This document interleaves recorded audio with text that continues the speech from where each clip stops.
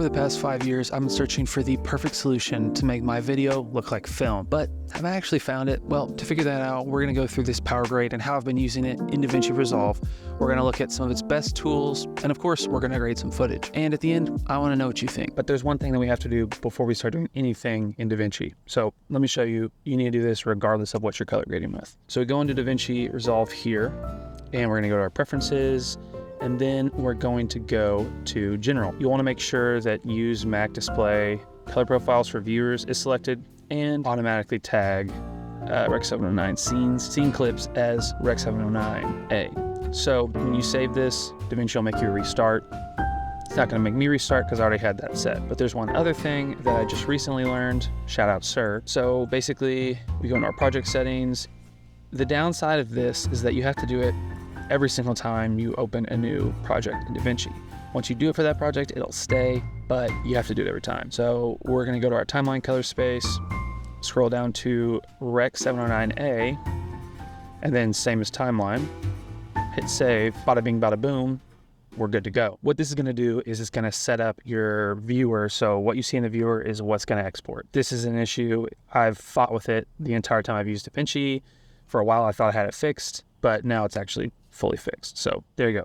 Now, on to the actual color grading. I will say this because I feel self-conscious about it, but I am only grading footage from my latest YouTube video because I came all the way out here to the woods and I didn't bring any other stuff. So we're gonna have to work with that, but there's a good variation of clips in here that I think we can work with. And I just realized I haven't even told you, we're gonna be using Filmvision II processed by Sir for all of the grades. That's what I use solely. That's the thing I found. Okay, so if we're starting with this clip of the XS20, we've got our power grades in here. I'm not gonna go through how to load power grades into Davinci. Sir does that in his video when you actually download his power grade. So there's a couple things I'll skip over because he's gonna talk about it.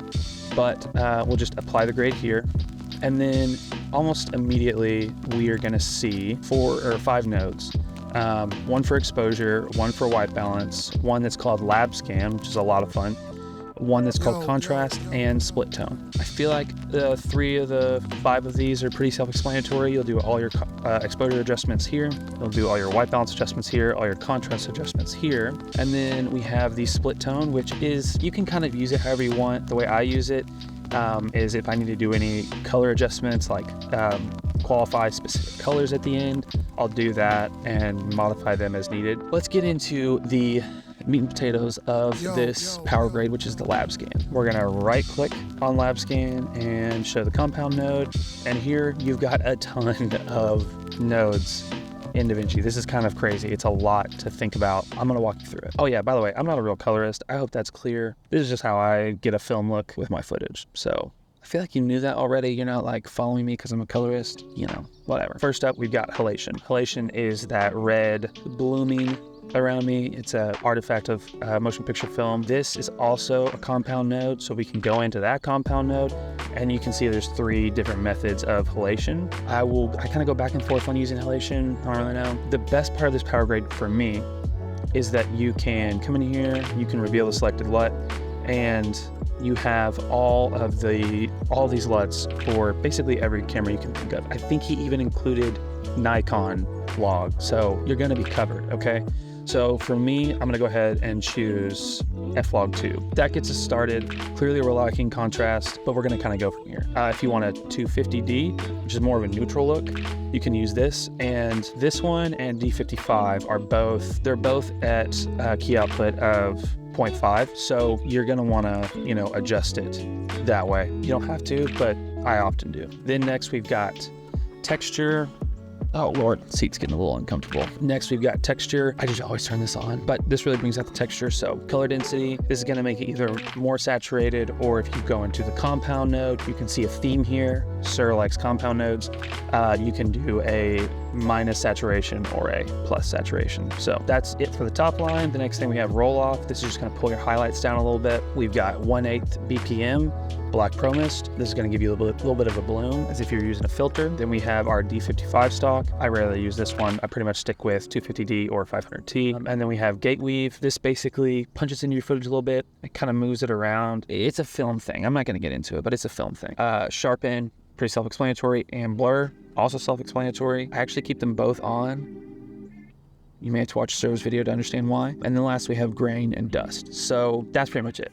I turn grain off a lot. I know that sounds weird because I'm looking for a film look, but grain doesn't get past YouTube compression for me, so I just have to turn it off, so it's pretty sad, honestly. That's an overview of the Powergrade. Now let's actually start grading. I'll throw the Powergrade on, and I'll go straight into my lab scan, and I'll just kind of select some of the characteristics I want to bring in. For this one, we're pointed up at the sky. I'm going to do the roll-off to bring our highlights down a little bit, and we'll come back to some of this as well, because once you pump some contrast into it, then you really start to see what everything's doing. So we'll do some contrast. We can adjust the pivot a little bit. I know you're like, you're adjusting exposure in the contrast node, but it's still technically an exposure setting, okay? Or a contrast setting, okay? So I don't want to hear it. I'm probably going to bring the gamma up a little bit here. It looks a little cool. It doesn't look bad, but it looks a little cool. So I might warm it up a smidge, bring the tint to the left a little bit. This is honestly looking pretty good.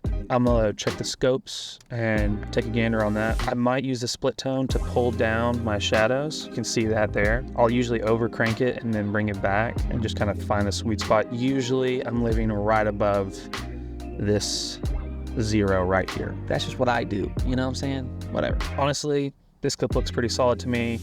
Doesn't take a lot of effort to get a pretty decent look out of this. As you can tell, pretty dirty lens. Dude's I gotta get the little blower thing. I have one, I don't want to talk. The next clip is this kind of hard mounted shot here. So I've got this still here of the first clip that we did. I'm just going to apply it here, honestly, because it saves me a lot of steps. I'll come into our exposure and pull down those highlights so we get that sky back. But honestly, this looks pretty good. If I was going to change anything about this, it would be the blue in the shadows. Sometimes I want to change it. If I did want to change it, there's a couple ways I could do it. So we can come in here, select Lume versus Sat, and drop it out here. You can see as I drag it, you'll see it change. You're also seeing it in the red. So this isn't a perfect method.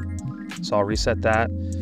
We could also come into here and it's really in the deep shadows. So I'll go to the log wheels and I could just pull it out there if I wanted to, but you have to really balance it. It's feeling a little green, but that's how you could use the split tone node to kind of dial in different colors at the end of the line. I should clarify, the way that nodes work, if you're not familiar with Davinci Resolve, is think of it like a pipeline. And so the water, your footage is going through the pipeline, and every filter is affecting the water. After your footage goes through this first filter here, it's not going to be the same as it was. So then the second filter is only modifying the new water that comes through the first filter. Does that make sense? This first node is the only one that actually adjusts the original footage from your camera, which is why you want to do exposure adjustments in that first node. If I wanted to do exposure adjustments here or in the split tone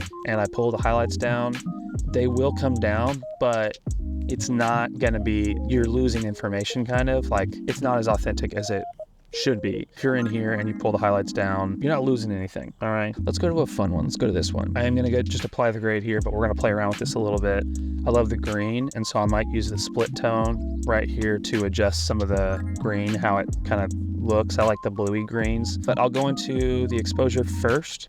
I'll pull the highlights down a little bit, just so we aren't losing anything in the background. It was an overcast day, so sky's gonna be white regardless. Kind of like where it landed, honestly. That kind of gets into what I like most about this Powergrade, is that you really can get a good look and then you can just throw it on to different things. It's really pretty simple to use. Like once you do a couple of steps at the beginning, you can just grab that still and then paste it on everything and make small adjustments to contrast, exposure, and white balance, and you're gonna get roughly the same look. So honestly, it makes it pretty fun to use, because once I get a look that I like, I'm like, this is exactly what I was looking for, this is the vibe, then I can just hone it in for each specific clip. So yeah, this Powergrade I think is really helpful. It's $60 on shopmoment.com. The link is in my description. It's not sponsored or anything. I'm friends with Sir. He showed me the Powergrade and I was like, I love this thing. I want to talk about it. And so that's what we're doing right here. Yeah, I think this grade has a lot of really great options. I didn't even get into all of the different grain customization and dust and halation that you can use. There's a lot more customization you can use actually go into depth on how this works and really hone in a good look. So if you want to get a really easy film emulation, regardless of the camera you're using, this may be the answer. It's super affordable. I think it works really, really well. And it's comparable to the really high price stuff, the $500, the $1,000 options. But not everyone wants to really deal with color grading. And there's a couple good cameras out there from Fuji that actually allow you to get the film look straight out of camera.